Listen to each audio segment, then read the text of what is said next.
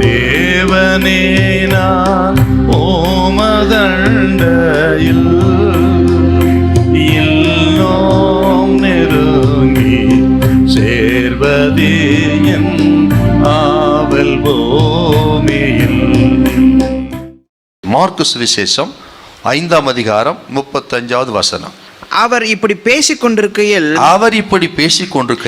ஜெப ஆலய தலைவனுடைய வீட்டிலிருந்து சிலர் வந்து உம்முடைய குமாரத்தி மரித்து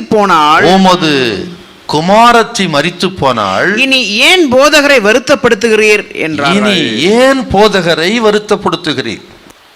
யவீரு ஒரு ஜெப ஆலய தலைவன்.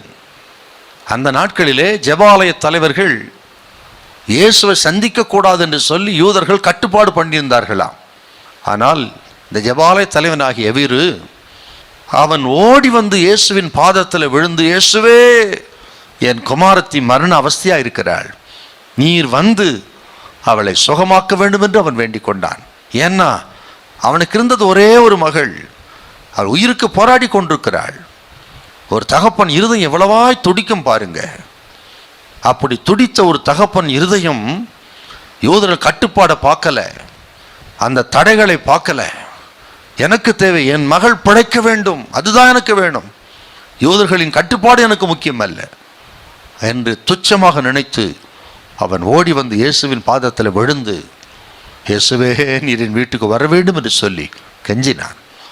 அழைக்கிறவள் வீட்டுக்கு போகிற ஆண்டவர் இயேசு அவனோடு கூட அந்த வீட்டுக்கு நடந்து வருகிறார். அப்படி வரும்பொழுது, இயேசுவோடு கூட அவன் நடந்து வரும்பொழுது, வருகிற வழியிலே வீட்டிலேருந்து ஒரு செய்தி வருகிறது. அதைத்தான் வாசிக்க கேட்ட ஒரு துர்செய்தி. போதகரை வருத்தப்படுத்த வேண்டாம், உன் மகள் மரித்து விட்டாள். அவன் இருதயம் எப்படி கலங்கி இருக்கு.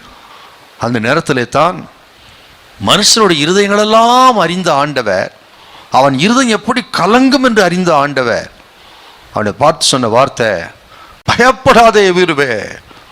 அவனை திடப்படுத்தி பலப்படுத்தி யவீரோடு வீட்டுக்கு வந்தார். யவீரின் மகளை பார்த்து, சிறுபண்ணே எழுந்திரு என்று சொன்னார். அந்த நேரத்தில் அவள் அற்புதமான சுகத்தை பெற்று உயிரோடு எழுந்தாளா. இன்றைக்கு நான் விசுவாசிக்கிறேன், எல்லாம் வீணா போயிடுச்சுன்னு சொல்லாதீங்க. நான் பட்ட பிரயாசம், ஜபம், விசுவாசம், நம்பிக்கை எல்லாம் வீணா போயிடுச்சு. கலங்காதீங்க.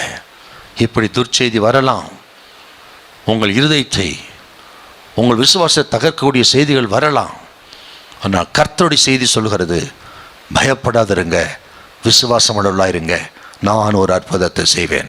யவீருக்கு அற்புதத்தை செய்த காட்டிலும் உங்களுக்கு நான் மிகப்பெரிய ஒரு அற்புதத்தை செய்வேன். சூழ்நிலை தலைகளாய் மாற்றுவேன், தடைகளை நான் உடைப்பேன், மறுபடியும் உங்களை நான் உயர்த்தி மேன்மைப்படுத்துவேன். ஹல்லேலூயா, ஹல்லேலூயா.